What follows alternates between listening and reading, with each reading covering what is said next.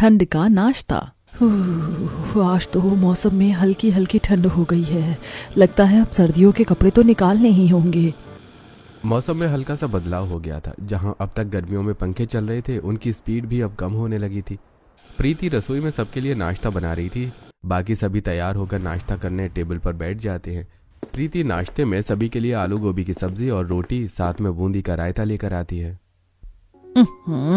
आज खाने में वैसा मजा नहीं आ रहा जैसा आना चाहिए।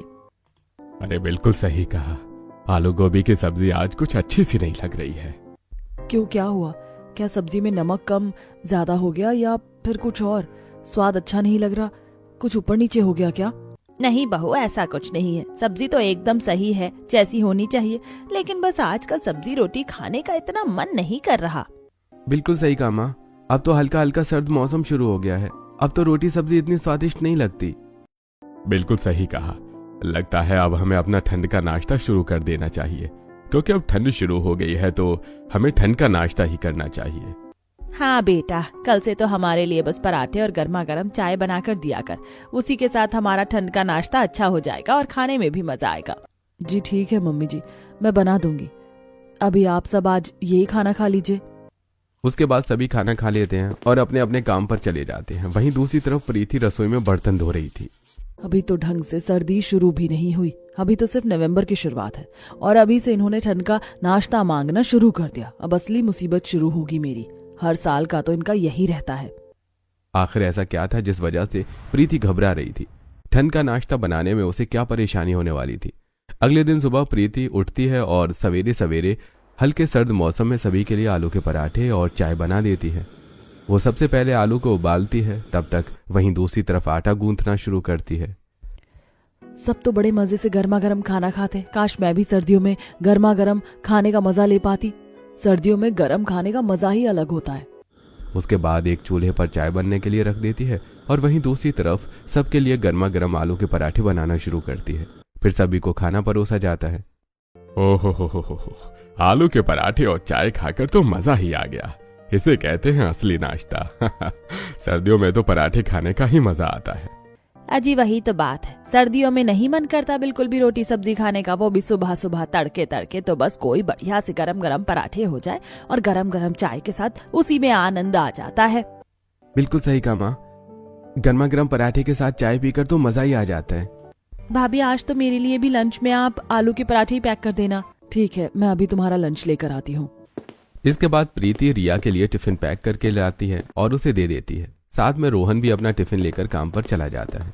इसके बाद प्रीति घर का बाकी काम शुरू करती है, झाड़ू पोछा करना और कपड़े बर्तन धोना आदि। इस तरह दिन गुजर रहे थे। दिन गुजरने के साथ अब वो हर रोज ससुराल वालों को चाय पराठे बनाकर खिला रही थी। एक दिन, अरे बेटा, मैं तो ना आलू के पराठे और ये मूली पनीर सोयाबीन वगैरह के पराठे से बोर हो गई हूँ। एक काम कर, आज बाजार जाकर मेथी बथुआ पालक सब ले आ। अब सर्दी बढ़ रही है, असली सर्दी की शुरुआत हो ही गई है, इसीलिए ऐसे में अब इस तरह के पराठे खाने में ज्यादा मजा आएगा। बिल्कुल सही कहा, मेथी के पराठे तो मेरे बहुत पसंदीदा हैं। हाँ, मेरा भी मेथी के पराठे खाने का बहुत दिनों से बड़ा मन कर रहा है। वही तो, मैं ऐसी सब्जी लाती हूँ, बस उसकी रात को सब्जी बना देती थी, लेकिन इनके पराठे खाने का ही मजा कुछ और ही है। मैं आज ही जाकर और सब्जी ले आऊंगी। अब ठंड बढ़ने लगी थी। प्रीति शाम को बाजार में सब्जी लेने जाती है। भैया मुझे 2 किलो मेथी, 2 किलो पालक, 2 किलो बथुआ दे दो। ठीक है बहन जी, अभी दे देता हूँ। उसके बाद प्रीति सब्जी ले लेती है और घर जाने लगती है। प्रीति घर आ रही थी, तभी उसे रास्ते में उसकी पड़ोसन मिलती है। और बता प्रीति, सारी सब्जी खरीद ली? हाँ यार, आज मैं हरी सब्जी लेकर आई हूँ। इसके पराठे खाए हुए बहुत दिन हो गए। सबका बड़ा मन कर रहा था ऐसे पराठे खाने का। मैं खुद आज मेथी बथुआ पालक सब लेकर आई हूँ। मैं भी आज बढ़िया सा साग बनाऊंगी रात को और दिन में इसके पराठे बनाऊंगी।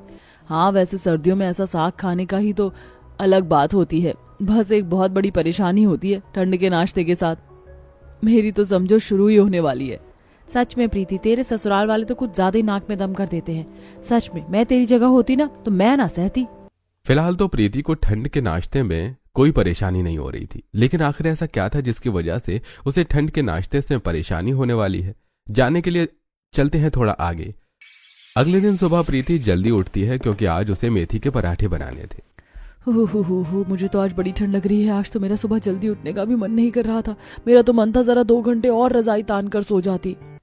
प्रीति मेथी छांट रही थी। उसके बाद उसे अच्छे से धोने के बाद वो उसे पीस लेती है और आटे में मिक्स करके उसे गूंथ लेती है। चलो जी, आटा तो तैयार हो गया। अब बस जल्दी से सबके लिए गर्मा गर्म चाय पराठे बना देती हूँ। इससे पहले प्रीति बाहर हॉल में आती है तो देखती है कि कोई भी वहां है ही नहीं। ये देखते ही प्रीति समझ जाती है कि असली खेल शुरू हो गया है। अब प्रीति चिल्लाकर सभी को नाश्ते के लिए बुलाती है। आप सब कहाँ हैं? जल्दी आ जाइए, नाश्ता बन गया है, नाश्ता कर लीजिए। वहीं कमरे से शांति आवाज लगाती है। अरे बेटा, मेरा तो आने का बिल्कुल मन नहीं कर रहा, इतनी ज्यादा ठंड हो गई है। हम तो यहाँ रजाई में बैठे हैं, तू हमारा नाश्ता यहीं पर कमरे में ला कर दे दे। ये सुनकर प्रीति को गुस्सा आता है।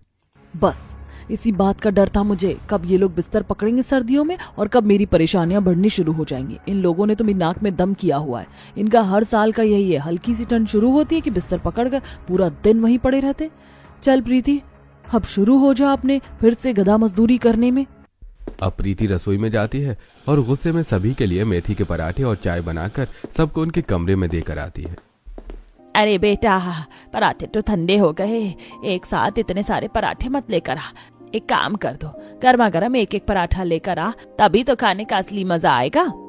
वही तो बहू, वरना फिर सर्दियों में चाय के साथ गर्मा गर्म पराठे खाने का मजा कहाँ होगा। अब जब पराठे ही गर्म नहीं होंगे तो मजा कैसे ले पाएंगे हम। अरे अपने इस मजे की वजह से मुझे क्यों सजा दे रहे हो? प्रीति मुंह बनाकर वहां से चली जाती है और उसके बाद एक एक गर्मा गर्म पराठा बना बनाकर जाकर अपने सास ससुर के कमरे में देती है, जिसे खाकर दोनों लंबी टकार मारते हुए कहते हैं, आहा, मजा ही आ गया भाई।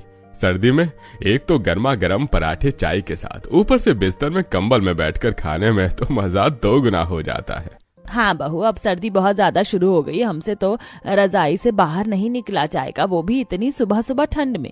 एक काम कर, तू अब से हमारा चाय नाश्ता हमारे कमरे में ही लाकर दे दिया कर। बिल्कुल मम्मी जी, जैसा आप कहें। उन्हें खाना खिलाने के बाद अब वो अपने पति और अपनी नंद को भी उनके कमरे में ही चाय नाश्ता देती है। अरे प्रीति, चाय भी ठंडी हो गई है, जरा दोबारा गर्म करके दे दो। ठंड में तो एकदम उबलता और गर्मा गर्म खाना खाकर ही ज्यादा मजा आता है। क्यों ना बिल्कुल उबलती हुई चाय आपके मुंह में ही सीधा छान कर दे दूं? अरे तुम कैसी बातें कर रही हो? सही तो कह रही हूँ, बिल्कुल डायरेक्ट सर्विस हो जाएगी, एकदम गर्मा गर्म। फिर असली मजा तो तब आएगा। देखो, ये फालतू के मजाक करना छोड़ो और जल्दी से मेरे लिए चाय और गर्मा गर्म पराठे लेकर आओ। उसके बाद प्रीति फिर से चाय गर्म करके लाती है और रोहन को उसके कमरे में ही उसका नाश्ता देती है। वहीं दूसरी तरफ रिया के कमरे में, ओहो भाभी, ये पहले वाला पराठा ठंडा हो गया, आप मेरे लिए बिल्कुल गर्मा गर्म पराठा लेकर आओ। जी बिल्कुल साहिबा, अभी लेकर आती हूँ। प्रीति रिया को भी उसके कमरे में ही चाय नाश्ता करवाती है। इस तरह वो उनके कमरों के इतने सारे चक्कर काटने के बाद बहुत थक गई थी। मुझे किसी भी चीज से परेशानी नहीं है, मैं सुबह जल्दी उठकर नाश्ता बना सकती हूँ, मैं सब कर सकती हूँ, लेकिन इस तरह एक नॉर्मल से 10 मिनट के नाश्ते के लिए मैं इनके कमरों में चक्कर लगाकर उसे 2 घंटे का नहीं करना चाहती। सर्दी आते ही इनके नखरे शुरू हो जाते और मुझे बहुत सारी परेशानी झेलनी पड़ती है। ठंड आते ही सभी अपने अपने कमरे में चाय नाश्ता करना पसंद करते थे, आराम से रजाई में बैठकर। वहीं दूसरी तरफ प्रीति को अच्छे से रेल बन जाती थी। बस इसी बात से प्रीति को बहुत बड़ी समस्या थी। आखिर में वो बचे हुए पराठे खाती है, जिन्हें सबने ठंडा बताकर रिजेक्ट कर दिया था। अरे मैं तो इन्हें बिल्कुल ठंडा ठंडा खा रही हूँ। उन्हें जब परोसा था तब कम से कम हल्के गरम तो थे ही, लेकिन नहीं, इन्हें तो नखरे ही इतने हैं कि इन्हें चाहिए बिल्कुल उबलता हुआ खाना। मैं भी तो इंसान हूँ या कोई मशीन हूँ जो इतनी ठंड में इतना ज्यादा काम करती हूँ, ठंडा खाना भी खाती हूँ। इस तरह प्रीति की ठंड में ठंड के नाश्ते की मुसीबत बढ़ चुकी थी, लेकिन अभी तो और भी बहुत कुछ बाकी था। रात को वो सभी से पूछती है कि उन्हें अगले दिन सुबह किस चीज के पराठे खाने हैं, ताकि वो कुछ तैयारी रात को ही करके सो जाए। तो मेरा तो पालक के पराठे खाने का बहुत ज्यादा मन कर रहा है। लेकिन मेरा मूली के पराठे खाने का बड़ा मन कर रहा है, और मुझे तो आलू के पराठे खाने का मन कर रहा है। मैं भी कल आलू के ही पराठे खाऊंगी भाभी, क्योंकि अब इतने दिनों से हरी सब्जी के पराठे खा रहे तो थोड़ा डिफरेंट होना चाहिए ना, ताकि स्वाद भी डिफरेंट आए और कुछ बोरिंग भी ना लगे। इसका मतलब आप सभी के लिए अलग अलग तरह के पराठे बनाने हैं। कोई एक तरह के पराठे बता दीजिए ना, ताकि मुझे भी परेशानी ना हो। अरे प्रीति, हम सब अलग अलग इंसान हैं और हर किसी का अलग अलग मन है और पसंद होती है। अब भला तो ये उम्मीद कैसे कर सकती है कि हम सब एक ही तरह का खाना पसंद करेंगे। बिल्कुल सही कहा, अब एक ही तरह के पराठे हम कैसे खाएंगे। ये बात सुनकर प्रीति को गुस्सा आ जाता है और वो आगे बिना कुछ कहे वहां से चली जाती है। बस एक ही कमी बची थी, वो भी आज पूरी हो गई। ये लोग अगर इस बार आसानी से नहीं माने तो चाहे मुझे साम दाम दंड भेद कुछ भी क्यों ना करना पड़े, मैं इस बार करने से पीछे नहीं हटूंगी। लेकिन इस समस्या का हल जरूर निकाल कर रहूंगी मैं। पिछले साल की सर्दियों में भी इन्होंने मेरे ऊपर कोई रहम नहीं किया था और इस बार भी मुझे वही हालात नजर आ रहे हैं। बस उसके बाद अगले दिन सुबह जल्दी उठकर वो ठंड में प्रीति रसोई में जाकर मूली और पालक दोनों छांट और काट कर रख देती है और फिर वो 3 तरह के पराठे बनाती है, पालक छांटते हुए। एक तो सुबह सुबह ये काम करना मुझे बहुत लंबा लगता है। इन्हें लगता है कि मैं तो लोहे की बनी हूँ। मेरा भी मन करता है आराम से बहुत बेहतर बिस्तर में लेटे रहने का। मेरे बारे में तो कोई भी नहीं सोचता। अब 3 तरह के पराठे बनाने के लिए मुझे और जल्दी उठना पड़ा। उसके बाद प्रीति आटा तैयार करती है और सभी के लिए गर्मा गर्म पराठे और चाय बनाना शुरू करती है। लेकिन फिर से वही समस्या, कोई भी खाना खाने के लिए डाइनिंग टेबल पर नहीं आता, बल्कि सभी को उनके कमरों तक खाना पहुंचाया जाता है। अरे बेटा जरा जल्दी पराठा ला, तू जब तक पराठा ला रही है तब तक तुम्हारी चाय ठंडी हो जा रही है। हाँ वही तो बेटा, और फिर ठंड में गर्मा गर्म चाय नाश्ते का क्या फायदा हुआ। अब पराठे गर्म नहीं है तो भी कहीं मजा नहीं, और चाय गर्म नहीं तो भी मजा नहीं। जी अभी ला रही हूँ दोबारा। अब प्रीति दोबारा रसोई में जाती है और चाय गर्म करके दोबारा उनको कमरे में देकर आती है। उसने पहले शांति और रमेश को मूली और पालक के पराठे खिलाए। अब बारी थी रिया और रोहन की, जिन्हें वो आलू के पराठे बनाकर खिला रही थी। कमरे में आलू के पराठे खाने में बहुत मजा आ रहा है। भाभी सच में आपने तो कमाल कर दिया। मजा तो आएगा ही जब बैठे बिठाए फ्री में सब मिल रहा है। क्या आपने कुछ कहा भाभी? नहीं, मैंने कुछ नहीं कहा। मैं भला कुछ कह सकती हूँ? तुम आराम से बिस्तर पर बैठकर गर्मा गर्म पराठे खाने का मजा लो। इसके बाद वो रोहन को भी उसके कमरे में ही खाना खिलाती है। इस तरह वो बहुत ज्यादा थक जाती है और उसके बाद खुद खाना खाने के बाद वो रसोई में ठंडे पानी से बर्तन साफ करती है। इनसे इतनी ठंड में मेरे लिए रसोई में गीजर तक लगवाया नहीं जा रहा और खुद के लिए इन्होंने सारे ऐशो आराम चाहिए। कोई बात नहीं, लेकिन मैंने ठान लिया अब इनकी नहीं चलेगी। उसके बाद प्रीति घर की साफ सफाई करती है। सारा काम खत्म होने के बाद वो छत पर कपड़े सुखा रही होती है, तभी सामने वाली पड़ोसन उसे आवाज लगाती है। घर का सारा काम हो गया? हाँ लगभग साफ सफाई का तो हो गया, बस अभी दोपहर का खाना बनाना रहता है। क्या इस बार भी तुझे तेरे ससुराल वाले बहुत ज्यादा परेशान कर रहे हैं? तुझे लगता है इतनी आसानी से इनकी आदत छूटने वाली है? बात तो तेरी बिल्कुल सही है। पता नहीं क्या है, बहुओं को तो ये लोग मशीन समझते हैं जैसे मानो। हमें तो ठंड लगती ही नहीं। इन्हें खुद तो बिस्तर में बैठे बैठे सब कुछ चाहिए होता है और साथ में डिमांड भी बहुत अलग होती है। पूछ मत, आज मुझसे 3 तरह के पराठे बनवाए इन्होंने अलग अलग। बाकी सब तो ठीक है, लेकिन अब खाना भी अलग, सबको अपनी पसंद का चाहिए। मुझे तो सच में बहुत गुस्सा आ रहा था आज। एक तो बिस्तर में चाहिए, ऊपर से बार बार चाय गर्म करवानी है। बिल्कुल सही कहा। अरे हमने पूरा घर संभाला है, हमारी कोई कदर नहीं। सोचो अगर क्या हो कि अगर हम ही बिस्तर पकड़ कर बैठ जाए, तब इन लोगों का गुजारा कैसे होगा? पिंकी की ये बात सुनते ही प्रीति के दिमाग की बत्ती जल जाती है। अरे हाँ बिल्कुल सही कहा तूने, इससे मुझे बहुत अच्छा आइडिया आया। अब तू देख मैं कैसे अपने ससुराल वालों को ठिकाने लगाती हूँ। अरे नहीं प्रीति, इतना भी गुस्सा नहीं होना था। अब जैसे भी है तेरे ससुराल वाले, अब सिर्फ ठंड के नाश्ते की वजह से तो अपने ससुराल वालों को ठिकाने नहीं लगा सकती ना। ऐसा मत करियो, इतना गुस्सा नहीं। हे भगवान पिंकी, तुम भी ना किस पागलों वाली बातें करती हो। ठिकाने लगाने का मतलब है कि इन सब की बुद्धि को ठिकाने लगाया जाएगा। अब जैसे इन्होंने मुझे ठंड के नाश्ते में हर साल परेशान किया ना, इस बार नहीं करने दूंगी। इस बार मैं इन्हें सबक सिखा कर रहूंगी। मुझे एक बहुत तगड़ा आइडिया आया है। अच्छा तो मुझे भी बता दे, क्या पता मेरे भी काम आ जाए। मुझे भी तो इन लोगों ने बहुत परेशान किया है, हर समय बिस्तर में खाना मंगवा कर। उसके बाद प्रीति पिंकी को भी सारा आइडियाज बताती है और दोनों का खुराफाती दिमाग इसके बाद सारी प्लानिंग करता है और अगले ही दिन से दोनों अपना प्लान शुरू कर देती हैं। अगले दिन सुबह सुबह हर कोई अपने कमरे में बैठकर नाश्ते का इंतजार कर रहा था, लेकिन बहुत देरी के बाद भी जब उन्हें नाश्ता नहीं मिला तब शांति उठकर आती है। अरे बेटा, बहू कहाँ है? अरे पता नहीं माँ, मुझे भी कहीं नजर नहीं आ रही है। तब वहीं दूसरे कमरे में जाकर देखती है कि प्रीति आराम से सो रही थी, जिसे देखकर शांति को गुस्सा आ जाता है। तू आराम से यहाँ पर सो रही है और हम सब वहाँ पर तुझे ढूंढ रहे हैं और कब से नाश्ते का इंतजार कर रहे। तूने अब तक नाश्ता क्यों नहीं बनाया? अम्मी जी, मैं नाश्ता बनाने के लिए उठी ही थी कि मुझे बहुत जोर से चक्कर आ गया और मैं गिरते गिरते बची। रास्ते में ये कमरा पड़ा तो जल्दी से यहाँ पर बिस्तर पर आकर लेट गई और कब आंख लग गई मुझे पता ही नहीं चला। मेरे पूरे शरीर में बिल्कुल भी जान नहीं है, सिर घूम रहा है। ये बात सुनकर शांति और रोहन परेशान हो जाते हैं। अरे अरे बेटा, क्या हुआ? तेरी तबीयत अचानक इस तरह खराब कैसे हो गई? पता नहीं मम्मी जी कैसे हो गया। कोई बात नहीं, अभी जाकर नाश्ता बना देती हूँ। प्रीति नाश्ता बनाने के लिए उठती है कि फिर से उसके कदम लड़खड़ा जाते हैं, जिसे देखकर रोहन उसे वापस बिस्तर पर बैठाता है। नहीं प्रीति, तुम्हें इस तरह उठने की जरूरत नहीं है। तुम आराम करो, तुम्हारी तबीयत ठीक नहीं चल रही है। हाँ, आज नाश्ता मैं बना दूंगी, तुम कुछ दिन आराम करो। इस तरह शांति सभी के लिए नाश्ता बनाने रसोई में चली जाती है। वो सभी के लिए मेथी के पराठे बनाती है। अब हर कोई अपने अपने कमरे में नाश्ता करने की फरमाइश करता है, लेकिन शांति फटकार लगाती है। किसी को भी कमरे में नाश्ता नहीं मिलेगा। जिसे नाश्ता करना है सब टेबल पर आकर करो। 1-2 दिन जब बहू ठीक हो जाएगी तब वह कमरे में खिला देगी, लेकिन मेरे घुटनों में इतना दम नहीं कि मैं हर किसी को कमरे में जाकर नाश्ता करवा सकूं। शांति की बात सुनकर सभी डाइनिंग टेबल पर बैठकर नाश्ता करते हैं और ये सारी बात प्रीति सुन लेती है। कितनी चालाक है मम्मी जी, खुद पर बात आई तो मना कर दिया, और बहू तो लोहे की बनी है ना। लेकिन इस बार बहू आसानी से काबू नहीं आएगी। सभी को नाश्ता करवाने के बाद रिया प्रीति का नाश्ता उसके कमरे में देती है। भाभी नाश्ता कर लीजिए और जल्दी से ठीक हो जाइए। अगर आप ठीक नहीं हुई तो हमें बढ़िया बढ़िया गर्मा गर्म नाश्ता कमरे में कौन करवाएगा।